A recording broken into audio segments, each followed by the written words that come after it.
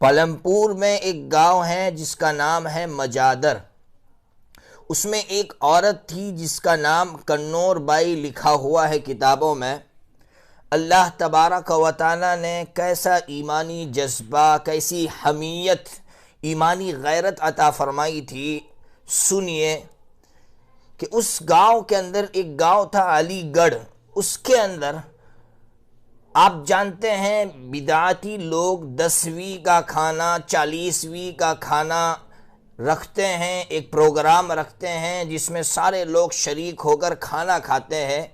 حضرت مولانا نذیر میاں نور اللہ مرقدہ نے محنت کر کے لوگوں کے دماغوں میں یہ بات ڈالی تھی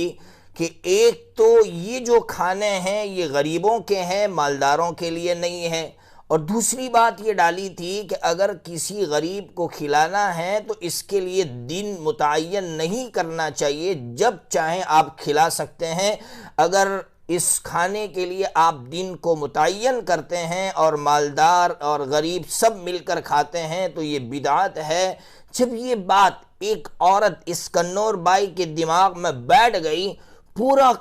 گاؤں اس کھانے پر جمع تھا، یہ عورت نہیں آئی تو لوگوں نے شرارت کی، اس عورت کو پہلے تو گھر سے نکال کر پیٹا، اور پیٹنے کے بعد جب ان کو اطمینان نہیں ہوا تو انہوں نے رسی سے باندھ کر کنویں میں لٹکا دیا۔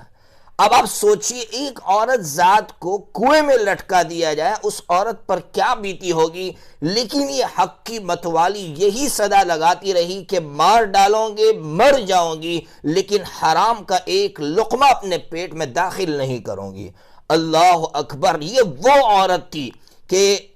پالمپوری قوم میں ایک ڈاکو تھا جس کا نام تھا پیر مہر حسین، جس کو لوگ پیر بنائے بیٹھے تھے، جو حقیقت میں ڈاکو تھا، لوگوں کو لوٹ رہا تھا۔ یہ عورت کیسی مجاہدہ تھی کہ اس پیر مہر حسین کی مجلس میں جاتی، جو گانوں کی مجلسیں ہوتی تھی، اور گھس کر حق کی صدا لگاتی، اور اس کی وجہ سے بہت سی عورتیں تائب ہو جاتی، توبہ کر کے باہر نکلتی۔ اللہ نے یہ وہ جذبہ اس عورت کو عطا فرمایا تھا، گویا اس عورت نے یہ کارنامہ انجام دے کر، یہ قربانی دے کر پالمپوری قوم کی جتنی بیٹیاں ہیں، جتنی عورتیں ہیں، تمام سے یہ کہا کہ جس طرح میں نے حرام کے ایک لقمے کو اپنے پیٹ میں داخل نہیں ہونے دیا اور اس کے لیے جتنی قربانیاں ہو سکتی تھی میں نے دی ہے،